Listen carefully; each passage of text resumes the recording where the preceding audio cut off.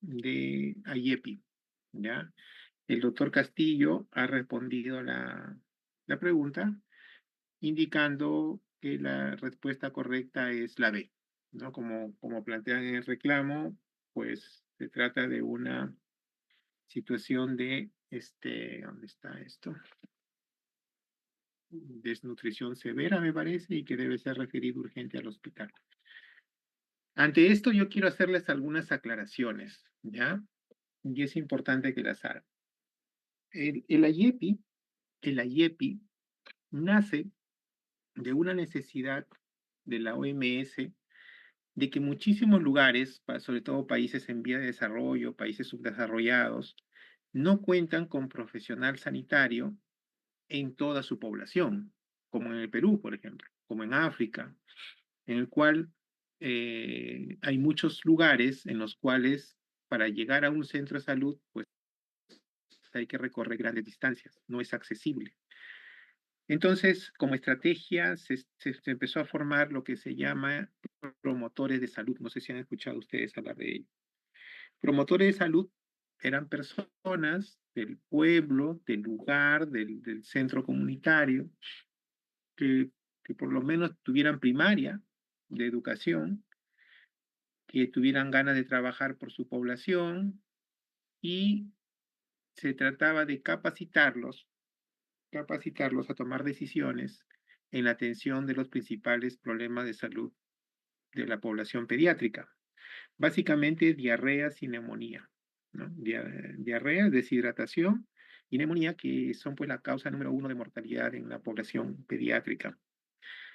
Y a partir de ahí se empezó a formar pues el término de IEPI, de dar capacitación a este personal que no era profesional ni técnico, o sea, simplemente pobladores que son promotores de salud. En algunos lugares también personal técnico, enfermeras en algunos sitios, que pudieran tomar decisiones en relación a la salud de los niños, ¿no? Si lo manejan ahí, si le dan suero, si lo tratan ahí con un antibiótico bioral como cotrimazole, por ejemplo, o es necesario referir a un niño hacia un centro de salud más grande, ¿no? Y no perder tiempo en el manejo. Y poco a poco crece la IEPI, que empezó como tema de diarrea, neumonía, pues se aumenta a meningitis, a otitis, e incluso se amplía posteriormente a neonatología, ¿no? A enseñar, tratar de que tomen decisiones. Y se hace cada vez esto un poco más complejo, pero la raíz fue que está dirigido a personal, digamos, no médico, para que tome decisiones de salud en relación a problemas pediátricos. Y así, por ejemplo, surgía que en neumonía, por ejemplo, era respiración rápida y tirajes, eso es neumonía y hay que iniciar antibióticos o transferirlo a un centro de salud. Si a eso se sumaba fiebre, por ejemplo, ya era neumonía grave y tenía que empezar urgente antibióticos endovenosos y pasarlos, ¿no? Esas eran las decisiones que se tomaban con AIEP. Entonces se trata de buscar, pero a un médico pediatra, por ejemplo, o un médico que evalúa, que tenga respiración rápida y tirajes, puede ser una crisis asmática, no es una neumonía, ¿no? Y necesita un manejo diferente. Entonces, con esto quiero decirles que en el tema de IEPI neonatal, por ejemplo, eso está hecho pues para ese tipo de profesional o personas no médicas, ¿no? Desde el punto de vista médico, el caso clínico que se plantea es un caso que, como yo les dije, si yo lo veo en consulta externa de un niño que nació conmigo, a los 6 días de vida que viene a su control, yo tengo muchas consultas que dice, doctor, mi bebito no está lactando bien, duerme mucho, o que no tiene mucha leche, y uno lo ve y ha perdido peso más de lo normal. La pérdida de peso normal en la población de neonatos es entre 10 y 15%. ¿No? 10% en recién nacidos a término, 15% en prematuros se acepta como normal.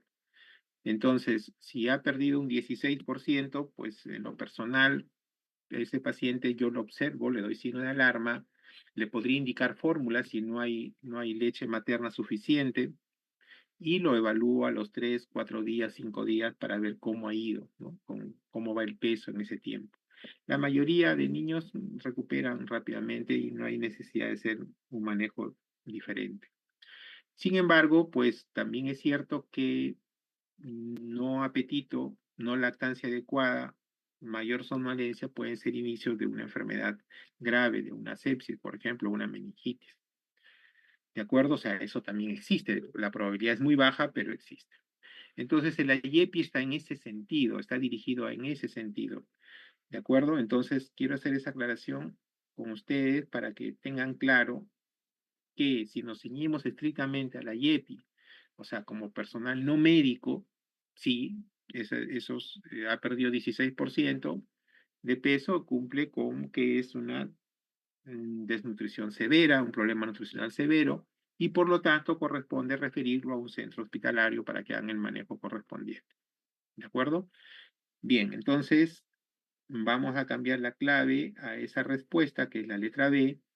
Sin embargo, también voy a considerar aquellos que han marcado la pregunta A, porque eso es lo que nosotros como pediatras les enseñamos en las prácticas. Entonces, evidentemente, eso también es correcto. ¿De acuerdo? ¿Alguna duda?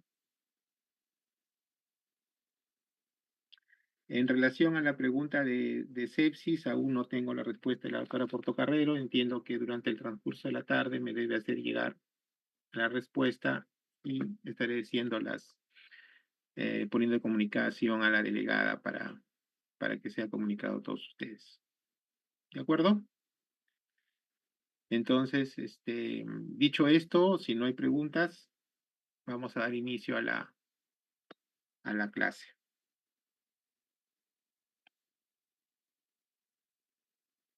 Vamos a compartir. Vamos a compartir pantalla para no tener problema con la fase de diapositivas. ¿Pueden verlo? Sí, doctor, sí se ve.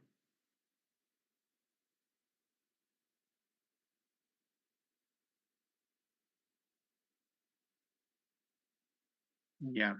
Ahora se ve bien. Está en pantalla completa. Me avisan si es que no cambia las diapositivas. Entonces, el tema de hoy vamos a ver un tema que es de mucha preocupación en los padres de familia, sobre todo en los niños que están en la etapa escolar, ¿no? En la etapa escolar, que empiezan a ver diferencias entre sus compañeritos de juego, compañeritos de la casa o del colegio, y dicen, mi hijito no está creciendo bien, ya sus compañeritos le ganaron, o mi hijita no está creciendo, ya sus compañeritas le ganaron, o lo veo muy chato, ¿no? Entonces ahí van y preguntan, van y consultan al pediatra o al médico en relación a esto. Y ustedes van a tener esas consultas cuando estén haciendo sus serums, porque son los únicos médicos, ahí no hay pediatra, y ustedes tienen que valorar esa talla y decidir qué podría hacer y qué hago sobre todo. Evidentemente, cuando ustedes sean médicos generales o sean médicos en serum, por ejemplo, no van a manejar las patologías complejas de esta patología. Lo que me interesa es que ustedes en esta reunión aprendan a evaluar a un niño que consulta por alteración en la talla, a evaluarlo y hacer las evaluaciones que corresponden para explicar a los padres de qué podría estar tratándose y referir a los hospitales o a un centro de mayor complejidad los casos que realmente ameriten hacerlo. ¿De acuerdo? Entonces, una de las cosas que siempre les digo a los papás cuando me consultan sobre talla corta, pues les digo, la talla de un niño, pues depende de prácticamente de tres patas, ¿no?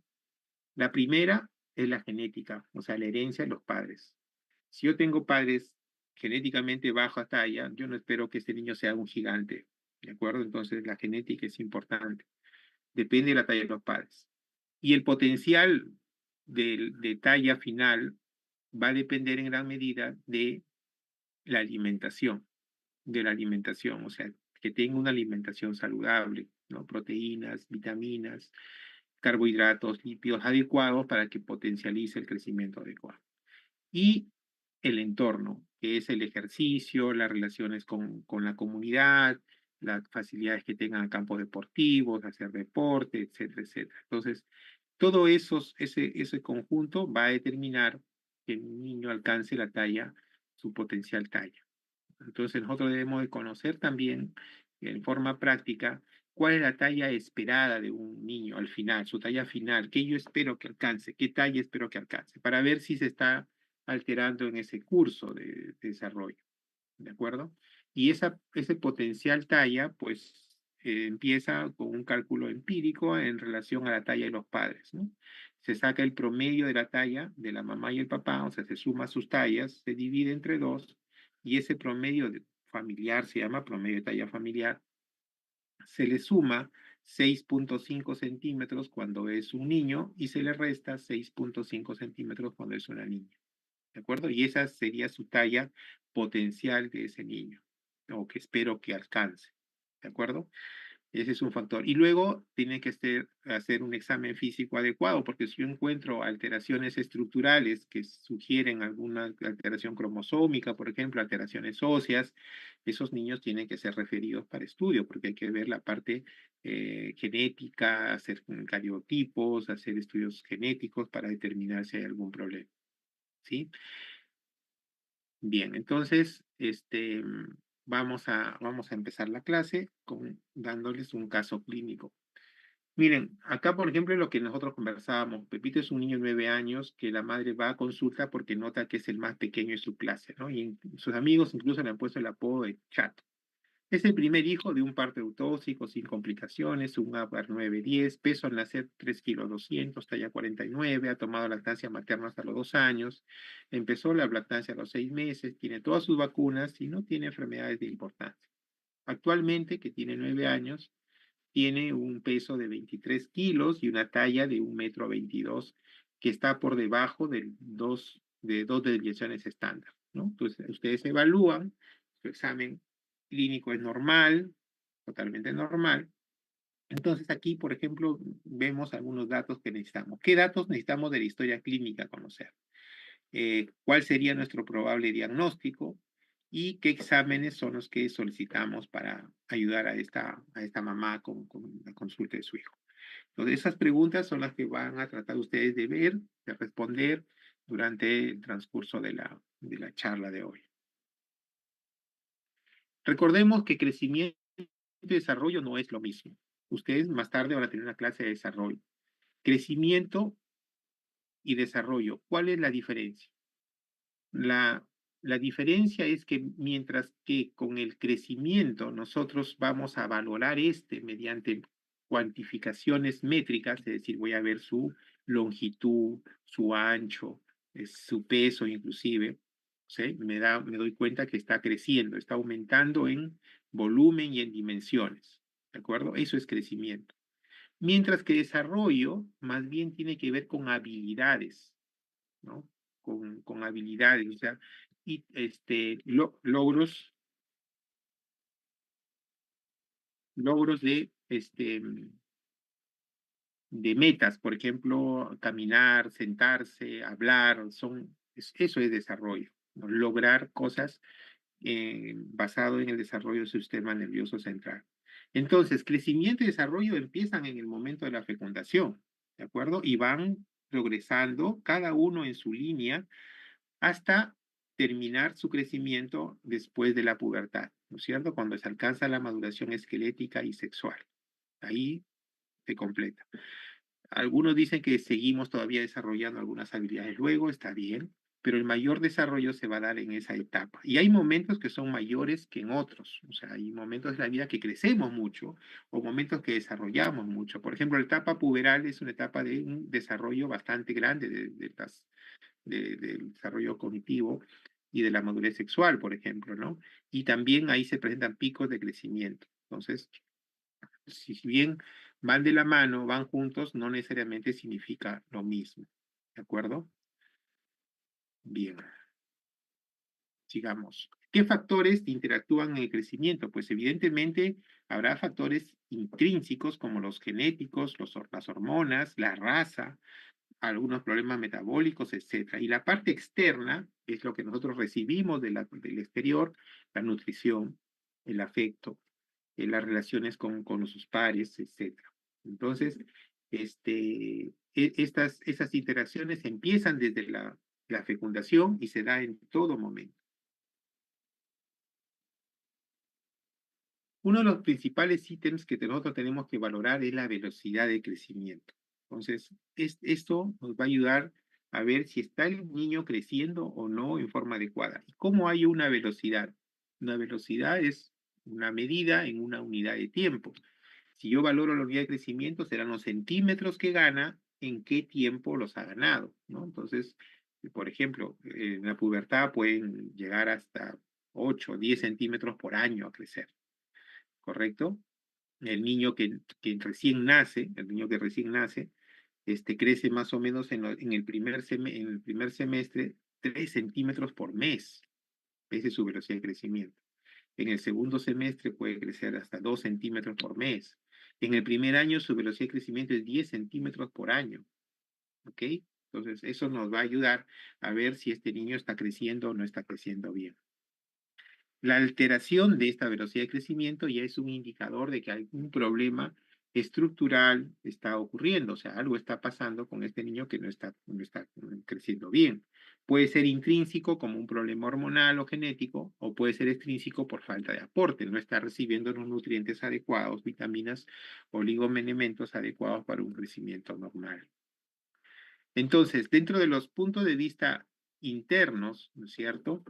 Este, bueno, también acá decirles que no todos crecen igual, si no todos tuviéramos la misma talla, el mismo peso, no, no. Todos somos diferentes, todos tenemos diferentes ritmos y dependen de varios factores, como hemos dicho. Entonces, cada paciente es individual y hay que valorarlo en esa individualidad. Los mecanismos endocrinos, principalmente en el tema de crecimiento, el foco que atención es la famosa hormona de crecimiento, ¿no? Que está como HG, ¿no? Entonces, el IGF-1, los andrógenos, que son las hormonas esteroides sexuales masculinos, la hormona de crecimiento también participan en la formación de cartílago, o sea, favorecen el crecimiento, ¿no? La hormona tiroidea, por eso que el niño hipotiroideo, por ejemplo, no va a desarrollar un crecimiento adecuado, ¿ok? Entonces ellos estimulan la condrogénesis y los glucocorticoides le inhiben. Por eso que tenemos mucho respeto a los corticoides en la etapa infantil, en la etapa pediátrica. Abusar de los corticoides me puede determinar que no logren alcanzar la talla que debieran. Obviamente cuando usamos corticoides por plazos largos, ¿no? Que algunas enfermedades lo requieren, ¿no? Por ejemplo, hay enfermedades, un síndrome nefrótico, por ejemplo, va a requerir un tratamiento corticoide por largo tiempo y definitivamente va a afectar el crecimiento de la misma. Entonces, tener cuidado cuando recetamos corticoides o cuando la familia a veces, como vio que le hizo bien, le dan cada vez que tiene tos corticoides, ¿no? Entonces hay que tener cuidado porque pueden generar problemas a largo plazo. Los estrógenos, que son las hormonas sexuales femeninas, ¿no? También estimulan el crecimiento el crecimiento estimulando la secreción de IGF-1, por ejemplo, ¿de acuerdo? Pero ojo, los estrógenos también en grandes cantidades pueden hacer que los condrocitos se cierren, ya dejen de crecer, ¿de acuerdo? Es por ello que en un inicio de la pubertad las mujercitas crecen rápidamente por la secreción de estrógenos, pero obviamente en el tiempo y la cantidad que aumenta los estrógenos ya generan un cierre rápido, más rápido de los condrocitos. Y las mujeres tienden a crecer más rápido en la pubertad, pero también cierran más rápido, más tempranamente el crecimiento. Los hombres tienden a crecer un poco más, hasta más tardíamente. Y es el efecto de los estrógenos. Hay citoquinas, por ejemplo, las citoquinas proinflamatorias que se elevan en enfermedades crónicas, actúan retardando el crecimiento lineal y también cierran las placas de crecimiento, haciendo que no puedan crecer luego. Factores parácrinos como factores de crecimiento de fibroblastos favorecen el crecimiento óseo, ¿ok? Em, y hay algunos otros factores que van a favorecer o inhibir el crecimiento. Entonces, todos estos efectos se dan a nivel de la placa de crecimiento que están en los cartílagos de crecimiento de los huesos largos principalmente, ¿de acuerdo? Y explican estas variaciones de crecimiento lineal que se ven en pacientes cuando están sanos o están enfermos. Vamos a hablar de las fases de crecimiento y las fases de crecimiento son 4. La fase de mayor velocidad de crecimiento en la fetal. Fíjese que en esta etapa pueden crecer hasta 62 centímetros por año. Un bebito nace con 50 centímetros que lo ha alcanzado en solo 9 meses. Entonces, si lo queremos sacar al año, son 62 centímetros por año. Y el mayor crecimiento se da a partir de la 12ª semana, es decir, a partir del cuarto mes, ¿no? Y va a depender evidentemente de la salud de la madre, de la función placentaria, pero este crecimiento que se da en la etapa fetal no depende del genoma. Es decir, todas las razas, durante la etapa fetal, el crecimiento es igual. Es igual. No porque sea otra raza va a ser diferente. El crecimiento fetal no está influenciado por el genotipo, por el genoma o por la raza. Sí se ve influenciado por efectos endocrinos como la insulina, el factor de crecimiento 1, 2, el lactógeno placentario y los esteroides placentarios. Esa es la etapa fetal. Luego viene la etapa de la lactancia, que son los 2 primeros años de vida después del nacimiento. Allí disminuye la velocidad de crecimiento a 25 centímetros por año. Entonces, un niño crece aproximadamente de 50 centímetros que nació, al año llega más o menos a 75 centímetros, ¿correcto? Esa es la velocidad en este primer año. Y aquí sí tiene que ver el estado nutricional, ahí tiene que ver el eje hipotálamo hipófisis con la hormona de crecimiento y el IGF-1, ¿no? Y acá sí actúa el genotipo. O sea, durante la lactancia sí va a influenciar el genotipo, o sea, la herencia. La infancia, después de los 2 años, la velocidad de crecimiento disminuye, fíjense, a menos de la mitad, de 5 a 7 centímetros por año. Es estable y depende del genotipo, obviamente, y depende del eje hipófisis gonadal, de la hormona de crecimiento. También el eje tiroideo y el adrenal. Luego la etapa de la pubertad, donde les decía pues que el eje hipotálamo hipófisis gonadal es el predominante. Ahí hay un incremento de andrógenos y de estrógenos que aumentan la secreción de hormona de crecimiento y IGF-1. Entonces, los picos de crecimiento están dados mayormente en la etapa fetal, seguido de la pubertad, como verán, y también en la lactancia.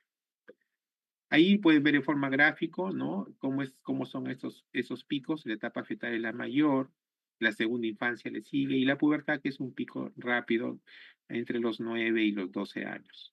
¿Correcto? Bien, aquí podemos ver lo mismo, las etapas del crecimiento, que la etapa fetal, pues prácticamente alcanza el 30% de la talla final, ¿no? Se alcanza en esos 9 meses prácticamente. Durante la lactancia aporta el 15% solo en 2 años, y depende de una buena nutrición, buena salud y las hormonas tiroideas principalmente. Y la infancia ya tiene que ver con la hormona de crecimiento, hormonas tiroideas, buena salud y también la genética, ¿no? También la genética. Y la pubertad, que más tiene que ver con los esteroides sexuales, ¿no? La testosterona y los estrógenos. Acá depende del genotipo principalmente, ¿no? Y del eje hipotálamo hipogonadal.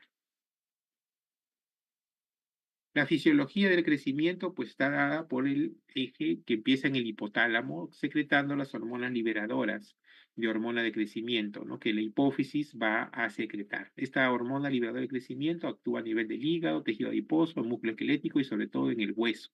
El hígado es el que va a favorecer la producción del IGF-1, ¿no?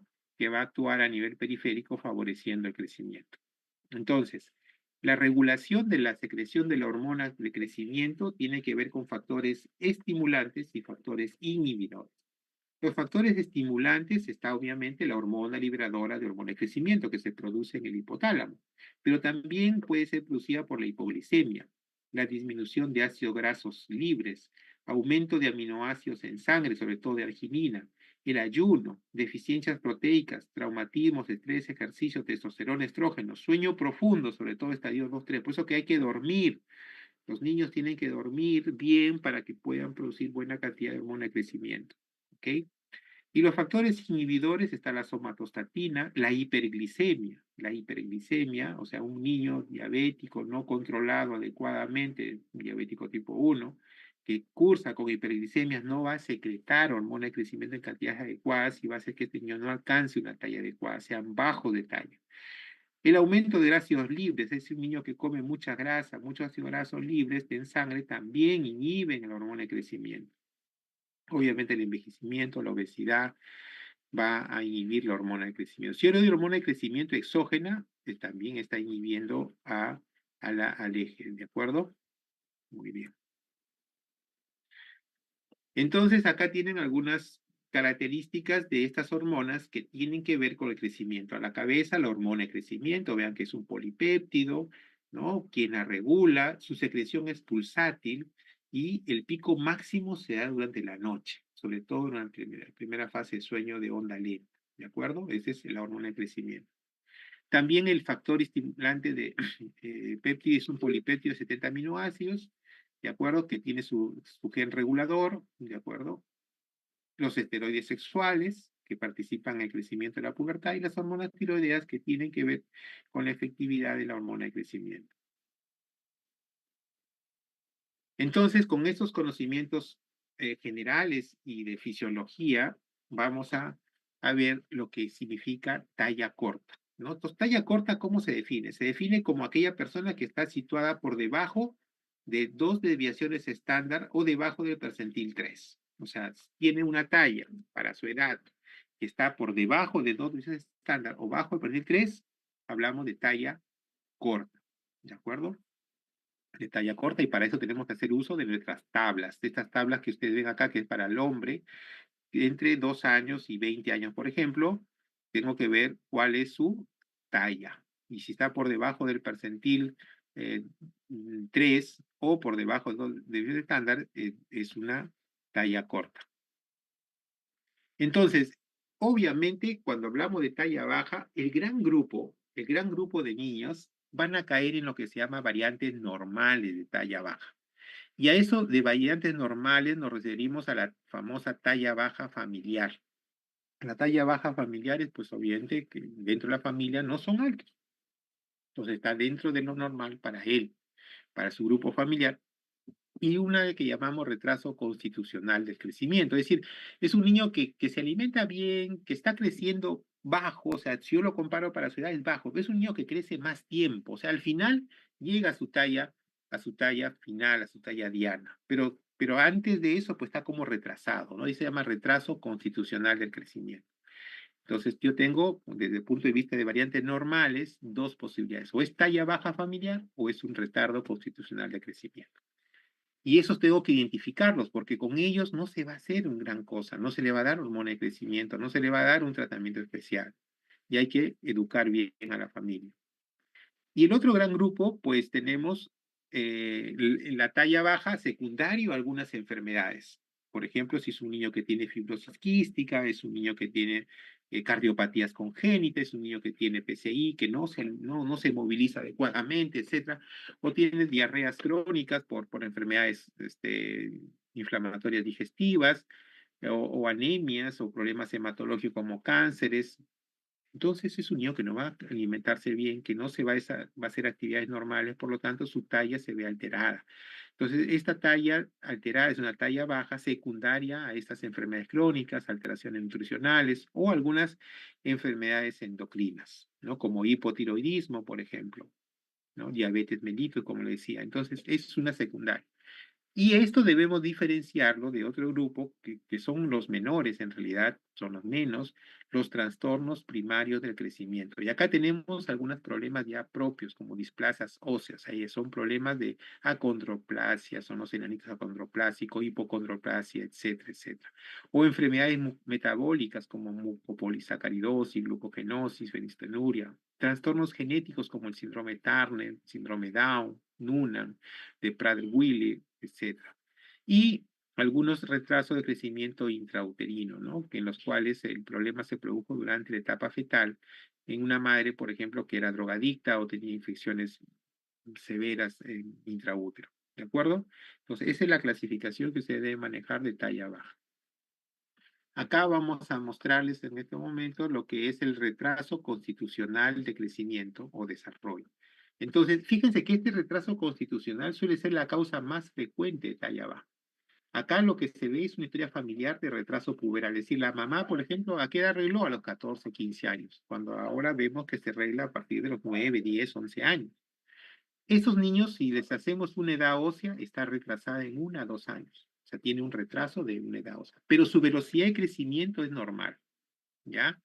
Aquí hay un retraso en la pubertad, es decir, la pubertad se demora sin haber un problema de endocrinopatía. No hay una enfermedad crónica y terminan al final teniendo talla normal. ¿no? Crecen durante más tiempo, aunque más lentamente. No requieren ningún tratamiento, solamente tranquilizar y consejo. Y esos son la mayoría, los retrasos constitucionales de crecimiento. Luego tenemos la talla baja familiar. La talla baja familiar, entonces, son niños que nacen bien, con peso y talla normal al nacimiento, pero tienen antecedente familiar de talla baja. O sea, la mamá, papá son bajos. O sea, hay que ver los padres, cuánto miden para ver su potencial genético de crecimiento. Su ingestión alimentaria es normal. Es un niño pequeño, pero que sigue el crecimiento en su propia senda, ¿no? Su velocidad de crecimiento es normal. La edad ósea es normal. Aquí es una diferencia con el retardo de crecimiento, ¿de acuerdo? Es una diferencia importante. Y la composición corporal es armónica, o sea, no hay estigmas disarmónicos. Acá la pubertad se presenta a la edad normal, ¿ya? Y estos niños, pues hay que reforzar autoestima, porque como les dije, eso es una talla baja familiar. Y acá está algún cuadrito que ustedes pueden diferenciar, ¿no? Con características clínicas, la talla baja familiar del retardo de crecimiento, ¿no? O de una mezcla de ambos, porque puede haber pacientes que tengan de las dos cosas, que tengan talla baja familiar y además un retardo de crecimiento constitucional. ¿De acuerdo? Ahí ustedes pueden ver las características, ¿no? Por ejemplo, todos al nacimiento son normales, todos. Habrá historia familiar de talla baja, quien es talla baja familiar, y habrá historia de retraso puberal en el retraso de funcional de crecimiento. ¿Ok? La maduración ósea es normal en talla baja familiar, pero el retraso congenital tiene retrasado, 1 o 2 años está retrasada. El ritmo de crecimiento, pues es igual en todas, ¿de acuerdo? Y la predicción, o sea, de su edad adulta, pues es la misma, ¿no? La misma que se quería. La talla diana más o menos 5 centímetros. El inicio de la pubertad en la talla baja familiar es normal, pero en el retraso congenital se está tardío. ¿Sí? Entonces son algunas características clínicas que nos ayudan a diferenciar la talla baja familiar del retraso constitucional, que son las causas más frecuentes entre ambas de talla baja. Y la talla baja patológica hay que diferenciarla en dos grupos. La que es proporcionada, o sea, tiene sus segmentos corporales proporcionales, y cuando hablamos de segmentos corporales hablamos de la brazada, de la talla, etcétera, que les voy a mostrar, o no proporcionadas, o sea, son desproporcionados. Entonces ahí más tenemos que ver en la primera causa, endocrinopatías, o sea, la ausencia de hormona de crecimiento o alteraciones de la tiroides, por ejemplo, es proporcionada. Y no proporcionada ya tenemos que ver más con problemas genéticos. Veamos. De la parte proporcionada, como le decía, la más frecuente es el déficit de la hormona de crecimiento. La incidencia, fíjense, es 1 en 4.000 a 10.000 recién nacidos. ¿Ya? Y de todas las tallas cortas que vemos, solo representa el 5%, 5%, uno de cada 20, ¿ya? El 5%. Generalmente se encuentra aislado o asociado a otros déficits hipoficiarios, o sea, a un hipopituitarismo, ¿no? Las causas, la mayor causa es idiopático, es decir, no se sabe la causa. Idiopático es que no se sabe. O congénito, cuando es genético, son los menos, de 3 a 5%, y está ligada al cromosoma X, ¿de acuerdo? Este, Está asociada también a defecto del sistema nervioso central cuando es congénito, o puede ser adquirido cuando ha habido traumatismos cerebrales, por ejemplo, con lesiones de la hipófisis, a infecciones, tumores, a radioterapia o quimioterapia en los niños que lesionan a la hipófisis y ya no producen hormona de crecimiento. Ahí son causas adquiridas. O sea, no nació con el problema, pero lo adquirió por lesión de la hipófisis. Eso en el cuadro clínico, Doctor, ¿sí? doctor, disculpe, creo que no se están moviendo sus PPT. O sea, ahorita lo que yo veo es que solamente baja talla familiar. No sé si mis otros compañeros A ver, también chicos, están igual. dígame. Sí, doctor. No se puede. No se ve, doctor. A ver, no sé qué pasó. Voy a revisar. Ya voy a salir, entonces creo mejor. Voy a dejar de compartir. Vamos a dejar de compartir y voy a compartir de nuevo, ¿ya? A ver, me dicen dónde nos quedamos.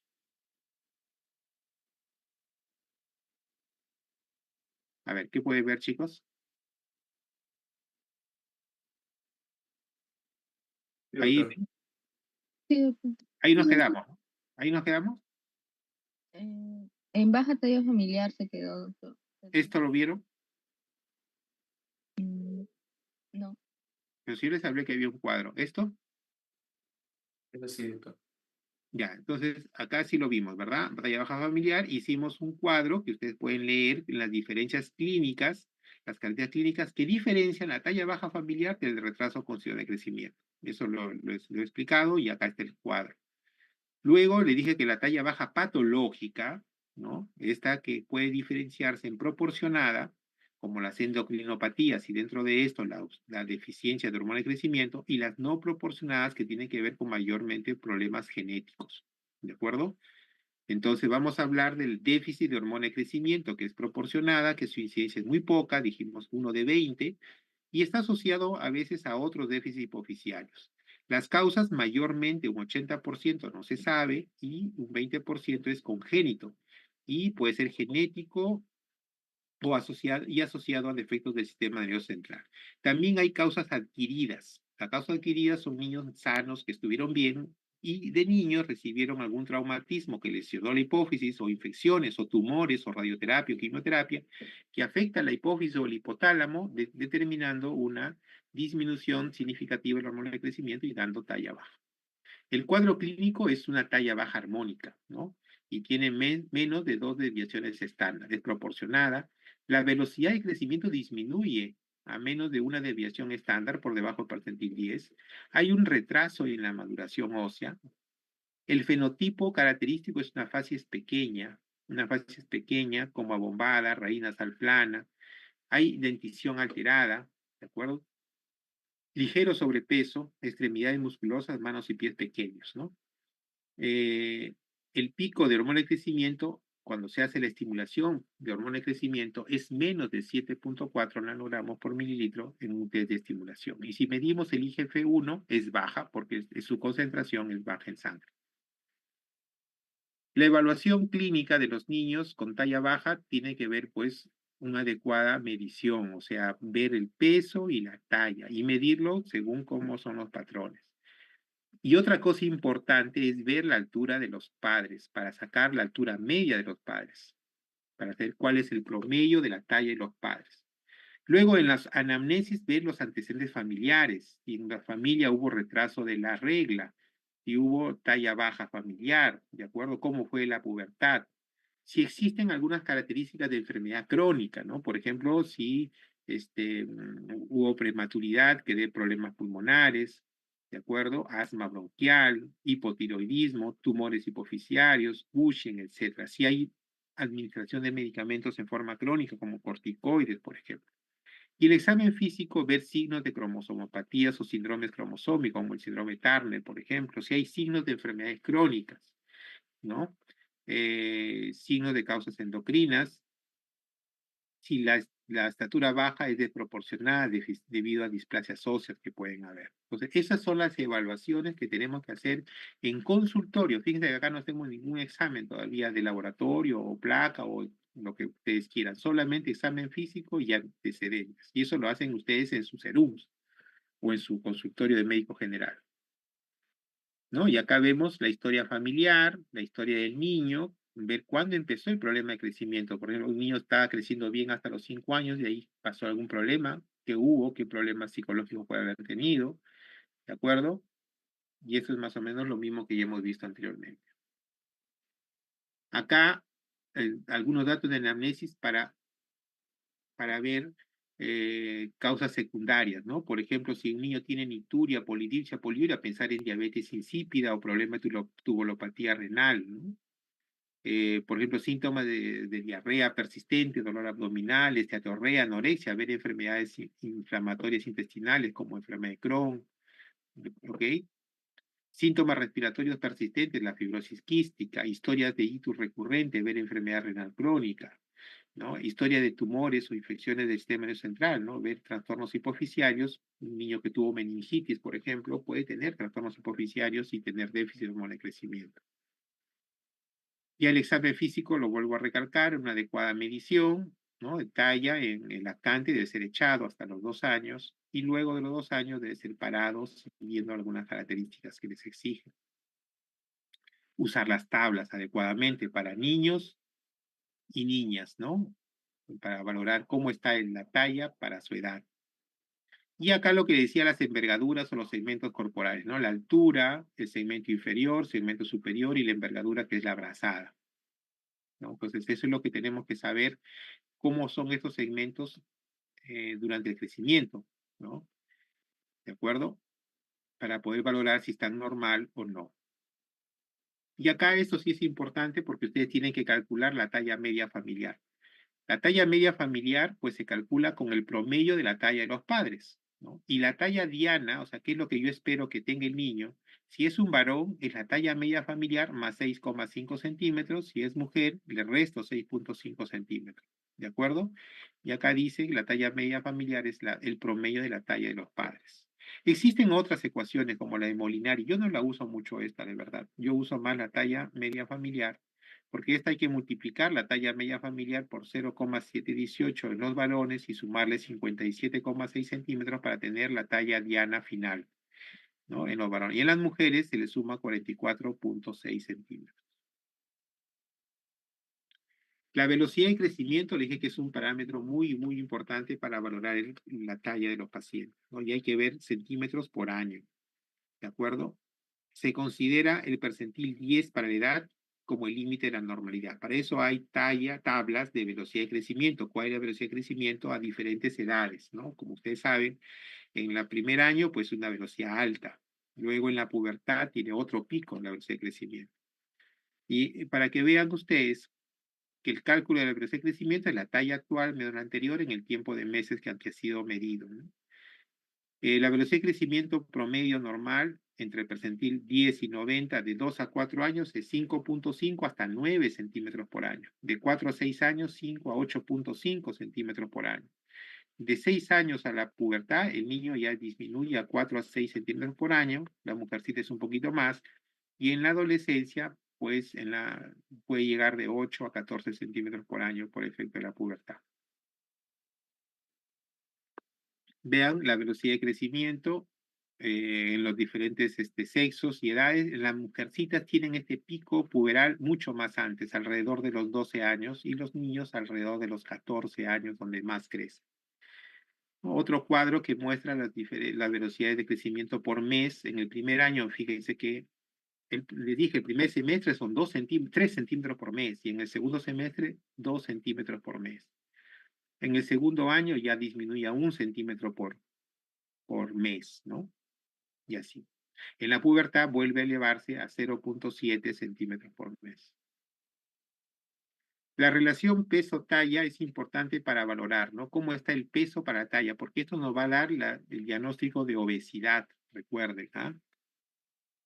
¿De acuerdo? Una talla baja asociada a un incremento de peso hace necesidad de descartar una patología endocrina, como déficit de la hormona de crecimiento, hipotiroidismo, hipercortisolismo, entre otras. Ahora, si primero se compromete el peso y luego la talla, orienta más bien a una enfermedad sistémica, ¿no? Como causa de la pobre talla, como enfermedades renales, cardíacas, pulmonares o problemas nutricionales. ¿De acuerdo? Entonces, algunas características que nos van a orientar. Esto ustedes deben conocer y es el desarrollo puberal, ¿no? El Tanner de los niños y el Tanner de las niñas, ¿no? Para darnos cuenta en qué estadio puberal se encuentra nuestro paciente para poder valorar adecuadamente su velocidad de crecimiento o la talla que está alcanzando. Esto lo pueden revisar con calma. Acá les muestro algunas alteraciones físicas en relación a enfermedades asociadas, por ejemplo, displasias óseas, ¿no? Tenemos miembros desproporcionadamente cortos en comparación con el tronco, ¿no? Las displasias óseas. En la mucopolisacaridosis encontramos anomalías esqueléticas, deformación del tronco, cara tosca, afectación neurológica, ocular, etc. En el Turner o Noonan, hipocrecimiento, amenorrea, facies peculiar, tensión coli en el Turner sobre todo. Y exámenes de ayuda diagnóstica. Cuando ustedes están en un primer nivel de atención, pues la edad ósea es importante. La edad ósea va a permitir ver si hay retraso o no hay retraso. Y esta es una diferencia entre la talla baja familiar y la talla baja, el retardo de crecimiento constitucional. Pues si podemos, pedimos perfil tiroideo, cortisol, metabolismo del calcio, perfil hepático, perfil renal. Si disponemos de gases venosos, sí, hemograma, el zinc sérico, inmunoglobulinas, factores de crecimiento, examen de orina, coprológicos seriados y series óseas para hacer exámenes importantes en la evaluación de un niño que está con talla baja. El cariotipo es importante en toda niña menor de 2 deviaciones estándar o todo niño con talla menos de 3 deviaciones estándar o cuando vemos dismorfias y o retraso psicomotor también. Ya después de todo lo anterior, pues sí tenemos que pedir un test nuestro primer examen no es solicitar hormona de crecimiento. Fíjense que es segundo nivel de exámenes. Después de todo lo anterior, pedimos test de estímulo de hormona de crecimiento, ¿no? Que puede ser un test de ejercicio supervisado o un test de la clonidina, ¿de acuerdo? Y ahí están las respuestas normales a estos tests, ¿no? Y en qué momento nos indican que hay un déficit parcial o un déficit total de hormona de crecimiento. Esto no se preocupe mucho porque el manejo de esto no lo van a hacer ustedes, y esto lo van a hacer ya el pediatra o el endocrinólogo.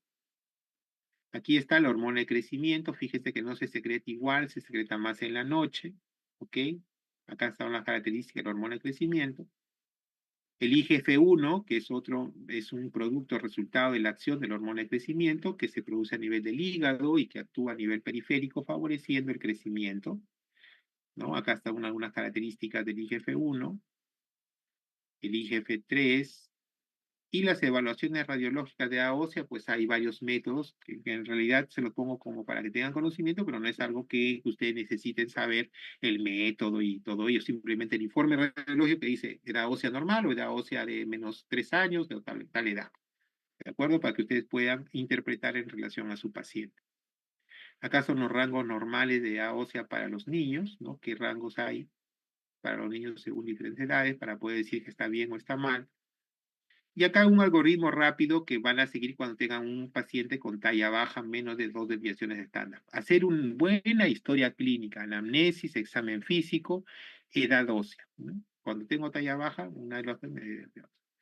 Si es que la talla está entre menos 2 y menos 3 desviaciones estándar, debo ver velocidad de crecimiento. Si es mayor del percentil 25, pues es una probable variante normal de talla baja, ¿de acuerdo? Si es menor del percentil 25, debo irme a hacer pruebas complementarias. Las generales que hemos hablado y las específicas ya viendo hormona de crecimiento y otros factores hormonales. Acá para buscar cómo está el IGF-1 o la hormona de crecimiento.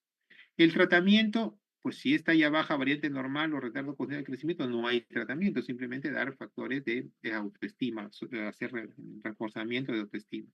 Mejorar las horas de sueño, deporte, alimentación sana. Si hay enfermedades de fondo, pues tratar las enfermedades de fondo para poder mejorar la nutrición, ¿de acuerdo? Y cuando tenemos un déficit de hormona de crecimiento, pues está indicado, ¿cuándo damos hormona de crecimiento? Cuando hay un déficit de hormona de crecimiento. El síndrome de Turner se ha visto que sí ayuda a darle hormona de crecimiento. Cuando hay insuficiencia renal crónica en niños prepuberales. Cuando hay síndrome de Prader-Willi, ¿de acuerdo? Niños pequeños para edad gestacional, ¿no? ¿Ok? Talla baja idiopática o síndrome en una son factores que podría verse beneficiado del hormona de crecimiento, pero el principal beneficio es aquellos que yo demuestro que existe un déficit de hormona de crecimiento. Muy bien, chicos, muchas gracias. Creo que el tiempo ya se nos ha cumplido. Si tuvieran preguntas, por favor. Sí, doctor, yo tengo una pregunta. Sí, dime. Y cuando se habla de una desviación estándar, ¿esto cómo se llamaría? ¿Como riesgo? Podría ser riesgo, así es un riesgo, pero no está dentro del punto de vista patológico. Recuerden que entre más menos 2 desviaciones estándar es lo normal, es lo normal. Y sí, la OMS también propugna el término de riesgo cuando está entre -1 y -2. O sea, ahí hay que ponernos alerta, recomendar nutrición adecuada, recomendar ejercicio, sueño adecuado, etc. Ok, doctor, gracias.